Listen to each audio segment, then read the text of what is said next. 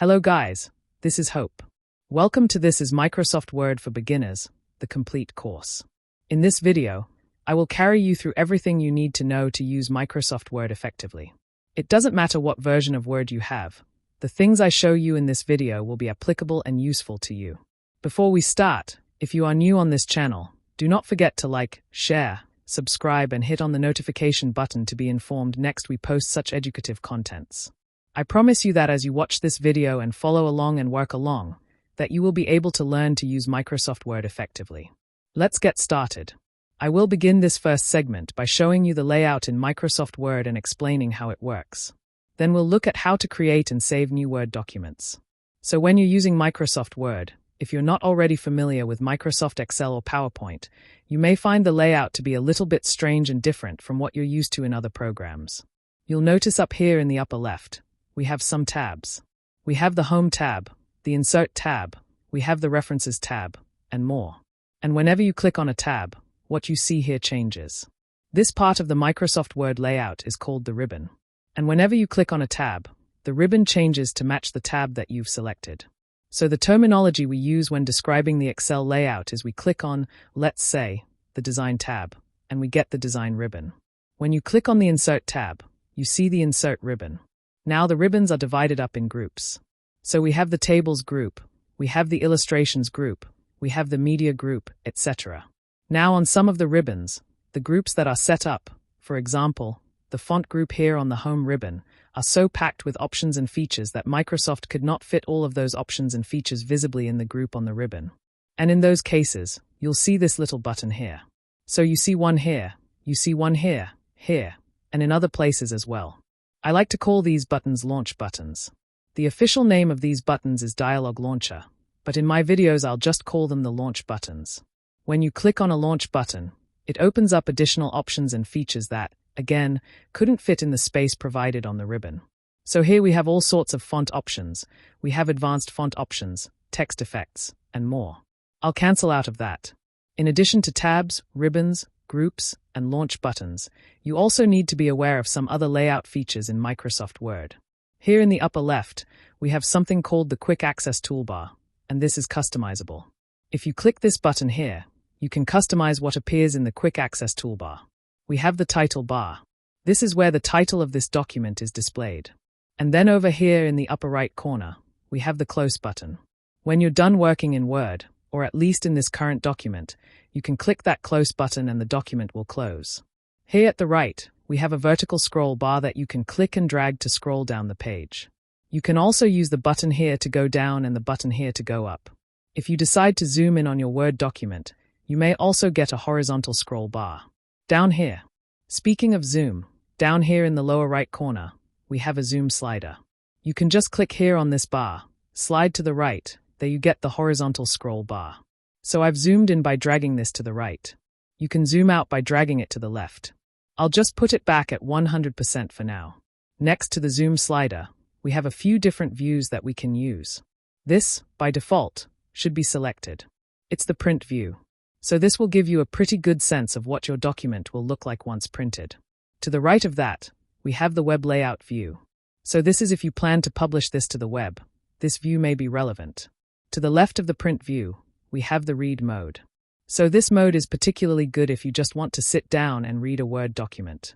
That may be the best view in that case. Next to that, we have a focus mode. Focus mode will try to block out any distractions so that you can focus on the text.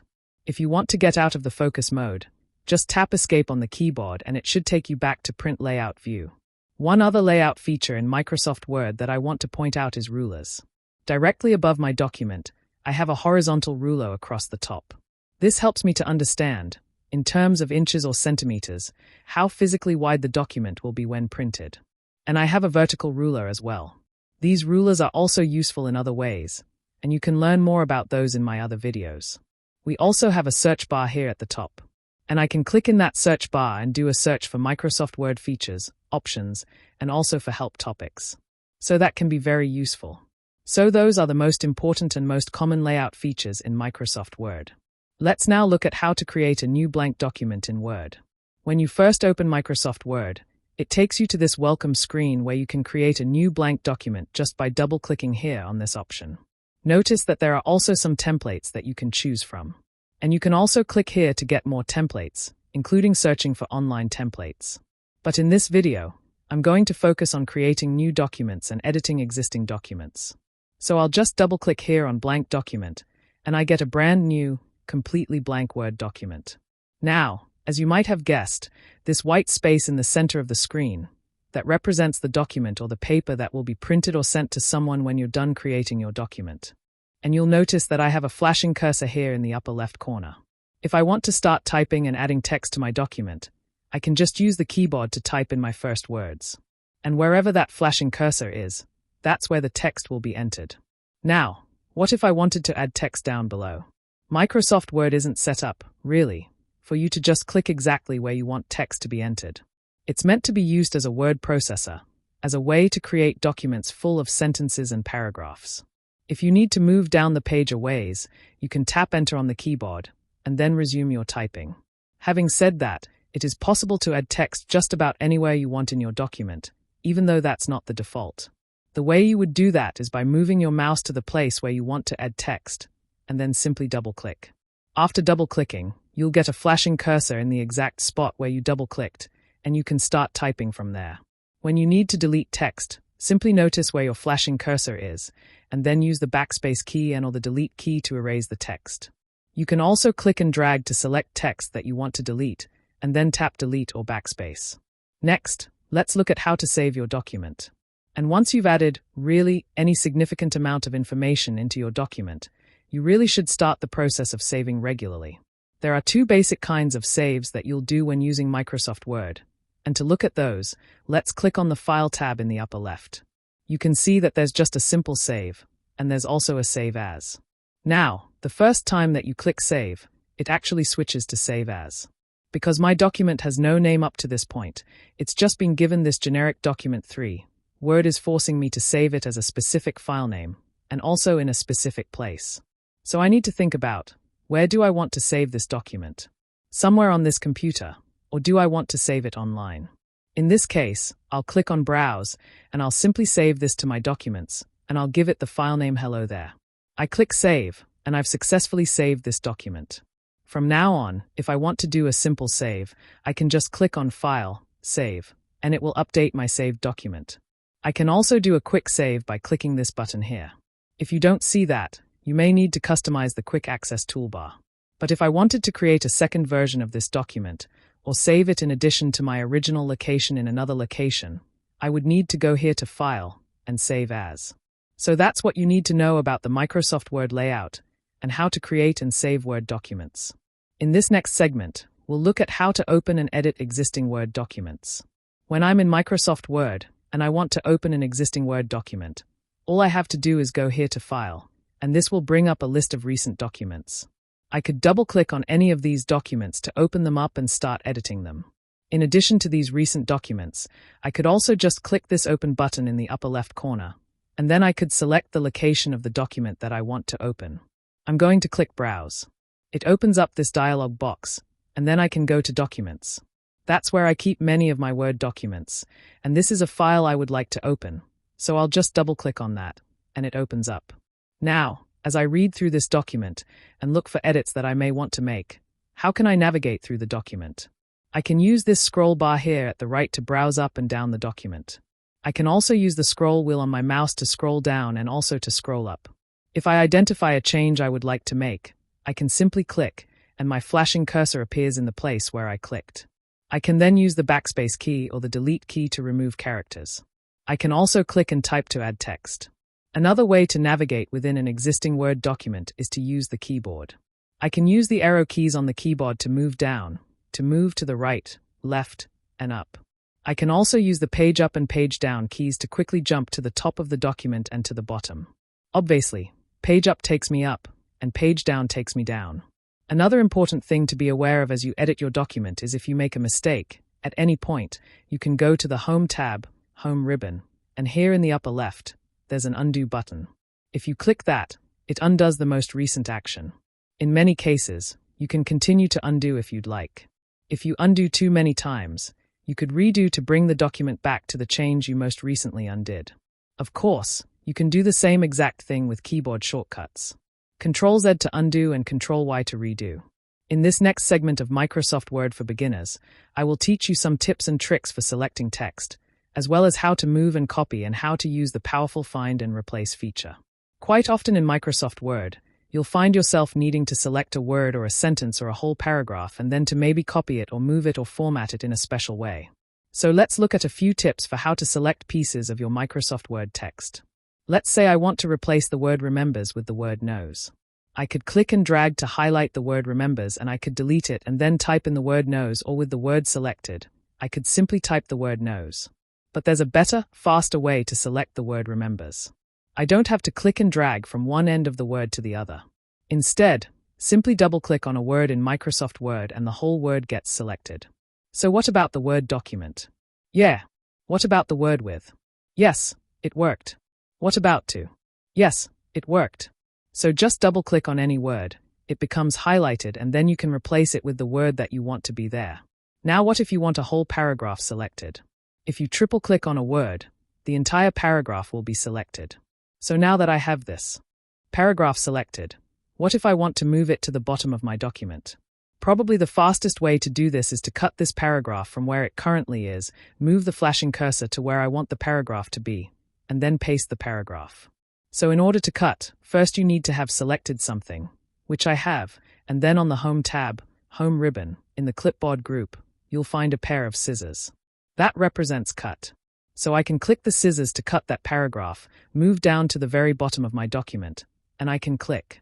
If Word doesn't let me click in this spot, I may need to click at the very end of the previous paragraph, tap Enter on the keyboard, and now I'm ready to paste. Again, I'm going to go back to the Home tab, Home ribbon, in the clipboard group, I have a Paste button. So I click Paste, and there is my paragraph. Now it's also possible to use keyboard shortcuts to do the same thing.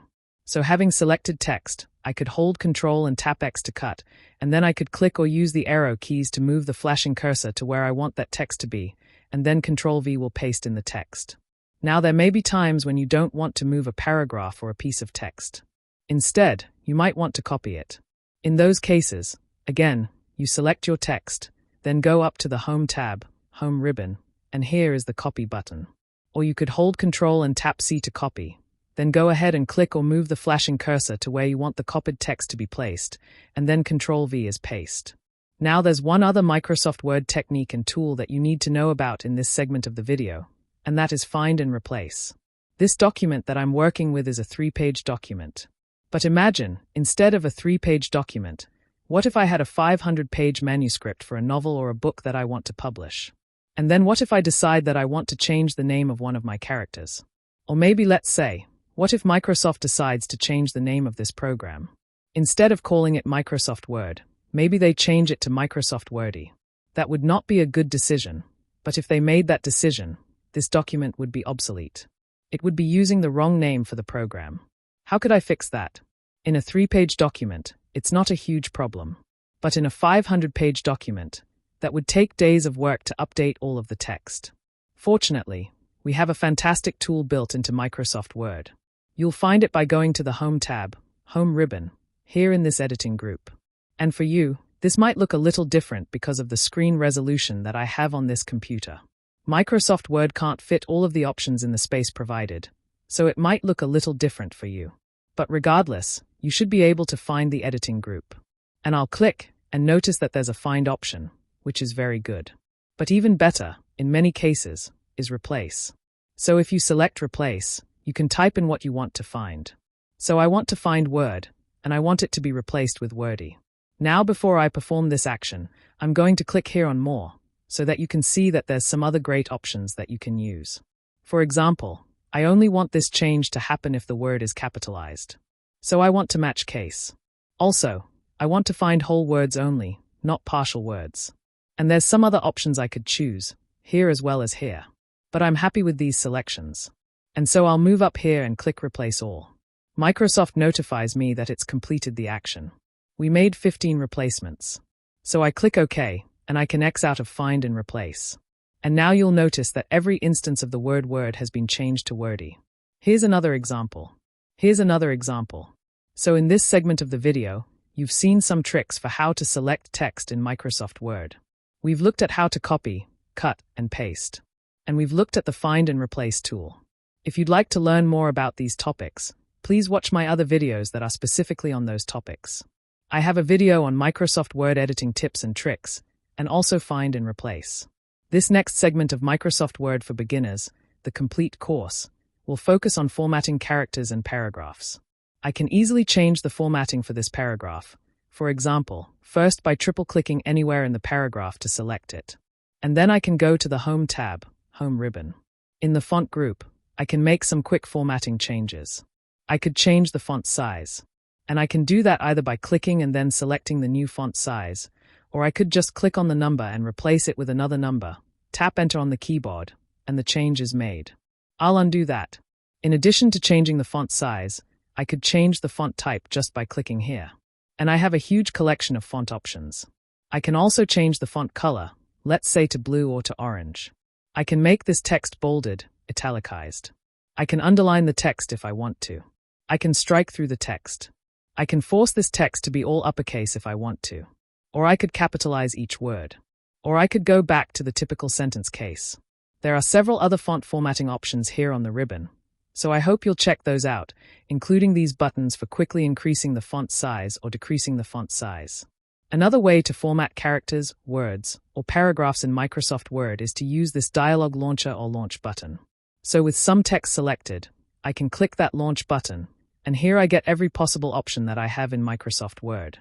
There's the font types, font style, font size, strike through, superscript, subscript, all caps. And there are also text effects that I can go into to adjust the text fill, text outline, and we also have advanced options. Once you've made all of the changes that you'd like to make, and I'm making several here, you can click OK, and those changes are added to your document. Hopefully they're an improvement instead of making the document worse. Next, let's look at how to set up tab stops in Microsoft Word. There are two basic ways to add tab stops in this video. I'll just show you the easiest method. And the first thing you'll want to do is make sure that you have the rulers showing up above your document and to the left of your document. If you don't see those, you need to go to the View tab, and here in the Show group, just make sure that ruler is checked. And now that I have my rulers showing up above and to the left of my page, the next step is to select all of my text, everything in my document. The reason I have to do this is because I already have text in my document. If it were completely blank, this wouldn't be necessary. But I'm going to hold Control, tap A. That selects everything. Now that everything's selected, I can go here to this button at the left of the top ruler, and it's got a symbol there. That's the left tab symbol. If I click on it, it changes to other types of tab stops. But I'm going to start with the left tab stop. With that selected, now I can click anywhere on this ruler exactly in the places where I want there to be tab stops. So maybe there, and there. Now if I make a mistake with a tab stop, I can remove it by clicking on it and pulling it off the ruler. Let's now add a center tab stop just by clicking here. That's the center tab stop. And then I can just click on the ruler where I want that to be. I can click this again to get a right tab stop and add some more of those. Now if I click on my document, everything gets deselected. But notice if I now go to a paragraph and tab, it will go to my first tab stop, then to my second, and so on. If you want to learn more about inserting tabs, please watch my videos dedicated to that topic. Now let's look at some other ways that I can format my paragraphs. If I select a paragraph, I can go to the Home tab and you'll notice there's a paragraph group. And I could use this to center the text or change the alignment to be right aligned or left aligned. I could scoot the entire paragraph to the right using this button or to the left using this button. If I want to, I can add borders to my paragraph. Let's say I want borders around the outside of the paragraph. I can click there and now I have a nice border around it. I'm gonna undo that. I also have some color options. I could put in a background color for the paragraph, and there are other options that you can explore as well. But I want you to notice this button here, the Paragraph Settings Launch button. If I click that, I get a dialog box where I can adjust things like the line spacing. So right now I'm using multiple line spacing in this document. But what if my supervisor or my teacher asks me to use double spacing? This is where I would make that change. Double spacing. If I click OK, now that paragraph has double spacing. If I needed to change the entire document, I would hold Control, tap A, and do the same thing again, switching to double spacing. Click OK. Now the entire document has double spacing. Some other powerful paragraph settings that we have in this paragraph dialog box include indentation. So right now the first line in a paragraph will be indented by 1/2 inch. If I want to adjust that, I certainly can. And I also have some other spacing options. In addition to line spacing, I can change the space between paragraphs. So right now in this particular document, there's 0 extra space above this paragraph, but there's 8 points worth of space after the paragraph. That's why you can see here there's extra space between the two paragraphs. So I could adjust that. Let's bring it down to just 6 point. Click OK. And it was subtle, but you could probably see that now these two paragraphs are a little closer together. So it's easy to miss this launch button, but I hope you'll check it out and see what other paragraph formatting options you have there. In this next segment of Microsoft Word for Beginners Complete course, we're going to learn how to create and edit tables in your Word documents. So here I am at the bottom of this Word document that I've been working with, and I would like to insert a table. So of course I go to the Insert tab. I look on the Insert ribbon for Table. There it is. And I can click, and then I have several different ways that I can add a table to this document. I could go down here to the bottom of the list of options, and I could insert a table that's a calendar table. And there are several other kinds of calendar tables. I could insert a tabular list, a table with subheads. There's all of these quick tables that you can choose from and just click to add them to your document. In addition to those quick tables, we also have just Insert Table. And by clicking that, I get a dialog box where I can select the number of columns and rows for my table. And there's some other options as well. And then I could click OK to insert the table. The most common way that people insert tables in Microsoft Word is just to go here to Table, and then you just put your mouse on this grid indicating how many columns and how many rows you would like in your table. I'll go with 3 columns and 4 rows. After I clicked, Word inserted that table just the way I wanted it, with 3 columns and 4 rows. So let's say I want to create kind of an address book. I could just click in the first cell in the upper left corner. I could type name. I will tap the tab button to move over to the next column. Here I'll put address, tab, and phone number. Now what if I decide I would like to add another column? Maybe I wish I would have had 4 columns and that 4th column could be for email addresses. Well, what I could do is click somewhere in my 3rd column and then right-click and choose Insert Column to the right. Now I've got a new column for email addresses. Now as I enter data into this table, let's say I decide I need more than just 3 entries. When I get to the last cell in the lower right corner of this table, all I have to do is tap the tab button and I get a new row. So the table just keeps expanding as needed so that I can put in as much information as I want. Now it's probably a good idea for me to differentiate between the column headings or titles here at the top and the rest of the information. So I can just click and drag to select that first row, and then I could go here to the Table Design tab. And here in the Table Styles group there's some options. I could click to shade that top row differently, and I could still use the same font options that I have on the Home tab in the font group. I could make the text bold, and over here in the paragraph group I could make it centered. So those are some nice ways to format your table so that it stands out and the information is easier to understand. I'm going to select my table again because I want you to see that in the Table Design tab we also have something called Table Styles. And if you click this button here it will expand and you'll see all of the many options that you have available. So this is another way to format your Word tables. I'll go with this option here, and now this table is going to look great in my document. Now there are times when you want to convert a table into simple text, and also vice versa. So if you select a table and then go to the Table Layout tab, notice that this tab is different than the regular Layout tab. This Layout tab is specific just to tables. While I'm here in this Table Layout tab, I want you to see that there are buttons for inserting columns to the right, to the left, inserting rows below, or above. So those are good buttons to be aware of. There's also some powerful options here, but for now this is what I'm looking for. In the Data group, there's a button that says Convert to Text. So I click, and this table is going to be turned into simply text. But how do I want the different items in this table separated? Do I want them to be separated by tabs, commas, or other things? I'll just go with tabs, click OK, and there is my text outside of a table. Now what about going back the other direction? If I click and drag to highlight that text, I can go to Insert, Table, Convert Text to Table, click OK, and now it's back in table format. And even though I don't recommend this, you could click and drag to highlight just about any text, click Insert, Table, Convert Text to Table, click OK, and it would take that text and put it into a table format. So I hope you'll explore the many ways in which you can use tables in Microsoft Word to add more data, more information to your Word documents. In this next segment of Microsoft Word for Beginners, the complete course, we're going to learn all about modifying the page layout in Microsoft Word. If you look at the tabs up here above the ribbon, I bet you can guess which tab to click in order to find the page layout options. You would just go here to Layout, and I have several important layout options here. One of the more important options is this, Orientation. If I want to, I can switch the orientation of this Word document from portrait to landscape.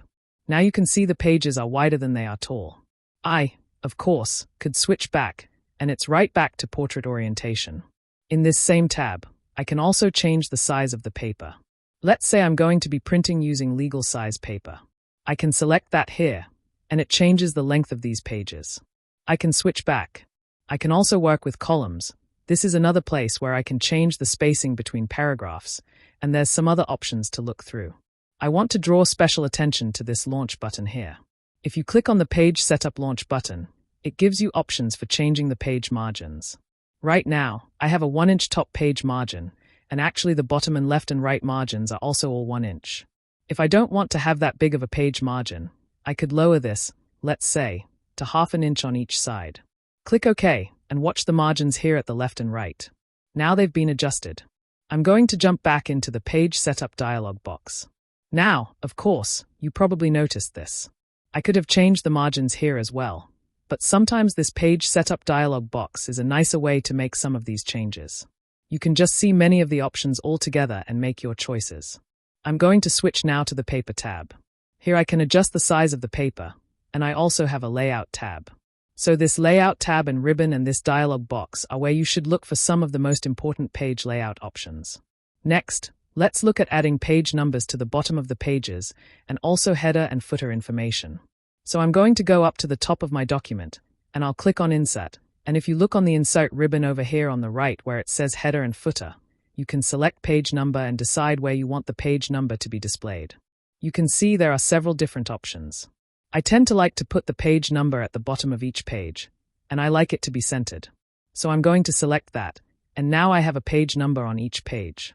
If you don't want the page number to be on the first page, you could check this box that says Different First Page, and now when you go up to look at the first page, there is no page number. Now, when I added page numbers to this document, it took me into the header and footer options and to the ribbon where those options are stored. So now I can just click, let's say, on the first page header, and I could type in a message there at the top in the header. I'm going to click Close Header and Footer, and I'll go back up to page 1. You can see there's my header.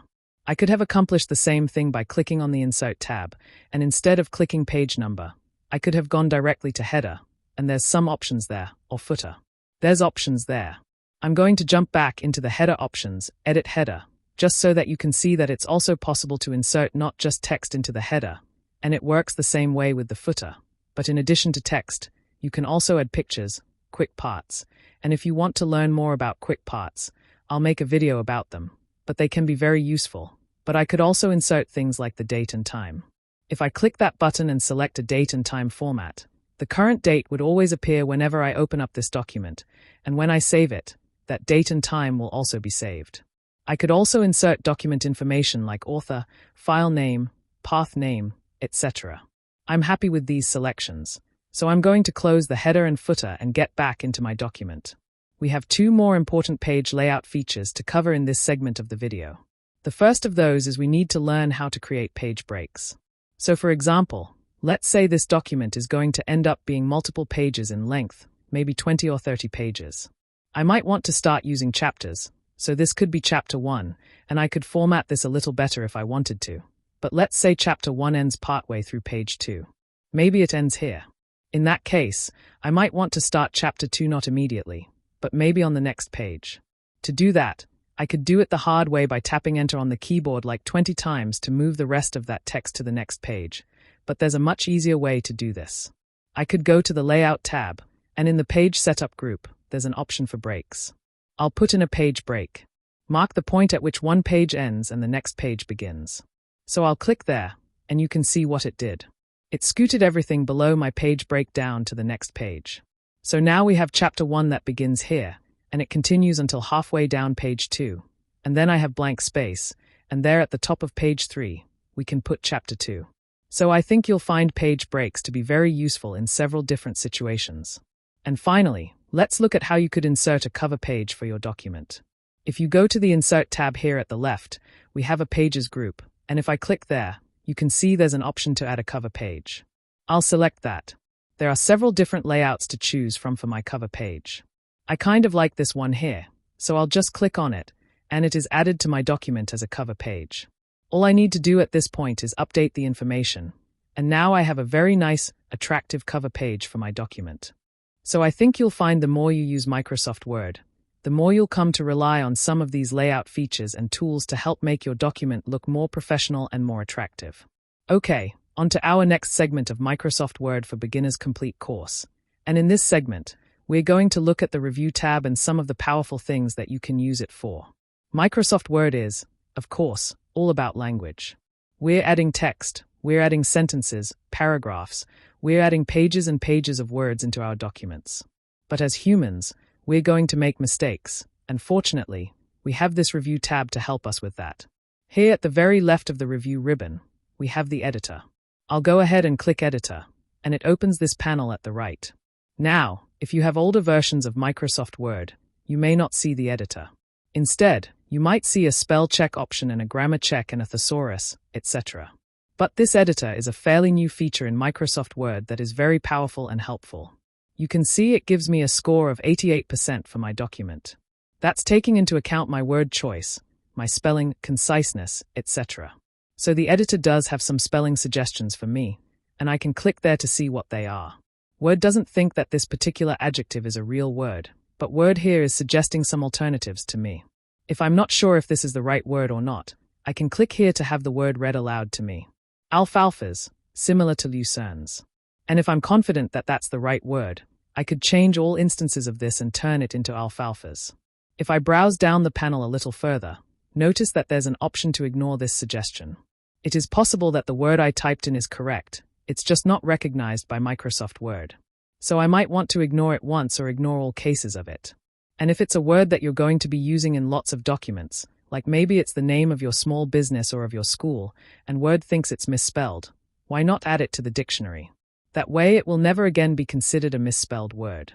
I'm just going to select alfalfas, and you can see it's corrected that mistake. Here's another one, and I could just continue to select the recommendations that Microsoft Word is giving me. In addition to spelling corrections, there often are grammar corrections. So commas, semicolons, incorrect grammar will be identified, and you can click to fix those. And in newer versions of Microsoft Word, it helps the writer even more to be a better writer. It's encouraging me to be more concise here in this particular case. If I click back, I can show you that it also is encouraging me to do my punctuation a little differently and to consider some vocabulary changes. At the very bottom of the editor, I can also get some document stats. I click OK, and it's going to tell me how many words, sentences, characters, the average sentences per paragraph, words per sentence, characters per word. All of this is useful information for a professional writer or a student or a teacher. I'll click OK. I'm going to close the editor just to point out that we also do have a thesaurus. So if I need a synonym of the word provides, I just make sure it's highlighted, and then I click thesaurus, and it gives me some other suggestions. Maybe I'll change it to offers. If I want to do that, I just click over here on this arrow and choose Insert. Now, in addition to these editor options or in older versions of Word, spell check, thesaurus, grammar check, we also have something called the autocorrect tool that's built into Microsoft Word. And let me demonstrate how it works. Let's say you're typing quickly and you accidentally type TEH and then hit space. Notice that Word autocorrected that word TEH. It figured I must have meant the, and it automatically corrected it and fixed it. This is fantastic until it's not. Every once in a while you'll need to type in a word that's not a standard word, and Microsoft Word will automatically correct it for you. So let's look at the settings for that. If I go here to File and then go down to More Options, and for some of you the option button won't show up in More. It'll just be listed there at the left, but my screen is kind of small, so it's in the More area. And then if I go down here to Proofing, here is where I can change the autocorrect options for my copy of Microsoft Word. I'll just click Autocorrect Options, And here it has a list of mistakes and their autocorrections. So if you type this, this is what you're going to get. If you type this, this is what you're going to get. Notice that there's some other autocorrect features that you can change. You can take these off or add them in. And if you want, you can set up your own autocorrect rules. For example, I've set up autocorrect to recognize T4TAS as being technology for teachers and students. That's the name of my YouTube channel, and if I type T4TAS, it automatically puts in the full title. Let's click OK and OK again, and I'll show you how that works. Here in my document, I just type T4TAS, space, and Word's autocorrect tool automatically and quickly puts in the phrase that I wanted to be there. As you use Microsoft Word, make sure you take full advantage of these review features in Word. The editor's great, spell check, the thesaurus, and autocorrect, and so much more. Now it's time for the final segment of Microsoft Word for Beginners, the complete course. And in this final segment, we're going to look at printing and publishing options in Word. So let's say that I'm done with this document. I'm just thrilled with the results. It looks amazing, and I want to get this out into the world in some way. Maybe print it, maybe publish it. Let's first look at some print options. If I go to the File tab, I can go here to where it says Print, and I get a nice print preview here at the right. It shows my cover page and each individual page below that. Here at the left, I can choose the printer that I want to use. Now I don't currently have a printer connected to my computer, so I only have virtual print options. I could try to fax it. I could print it as a PDF, so that doesn't actually print it on a piece of paper. Instead, it saves this as a PDF document, and I have some other options. But when I plug this computer into a printer, either wirelessly or using a cable, then I should have an option for the real printer, and I could choose that as the device that I want to use to print. I do have some print options here below. For example, I can print all of the pages, or I could just print the current page. If I select part of my document, I could print that selection. Let's look at that. So what if I only want to print Chapter 2? I could click and drag to highlight Chapter 2. Let's pretend like that's all of Chapter 2. And then I could go back to File, Print, and there is a keyboard shortcut to get me back to File, Print, and that's Control-P. But when I go back there, now I can select, instead of Print All Pages, I can choose Print Selection. Another option I have is to list the pages that I want to print. So I could print pages 1 through 2, or I could print page 1 and 3. I do have some other print options that I could look through and select, but in many cases the most important option is number of copies. If I'm printing this for a class, I may need to print 30 copies. So you can make that selection there, and then simply click Print. Now I want you to see that in addition to print, we do have some other options. We have a share option, and I could use this to upload this document to my OneDrive account. That puts it online and makes it really easy to share with other people. Or the other option I have is to attach this document to an email, or I could send it as a PDF, also in an email. One more sharing or publishing option that I want you to know about is you can go down here to export, and here I could choose to create a PDF document. So this will save now as a PDF. I'll save it to my downloads, click Publish, and now I have a PDF version of my Word document. I'll close out of that. Here in Export, you can also change the file type. You can see there's all of these other file types that you can choose from, including a single file web page. If you click Save As, you'll get even more options, and you can find them here below the file name. Just click to choose any of these other file types, including, again, PDF. And finally, it's important to be aware that you can also print not just your document, but also envelopes for your document and labels. If you go to the Mailings tab, here at the left you'll find the Create group, and you can create envelopes and labels.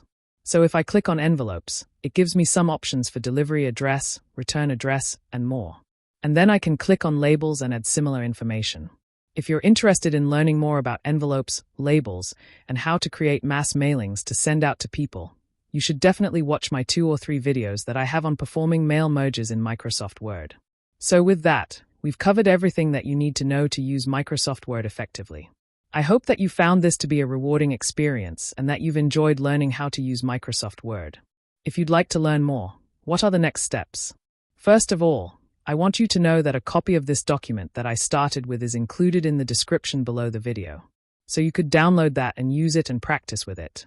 Also, if you haven't already watched my beginner's guide to Microsoft Word, you should definitely do that.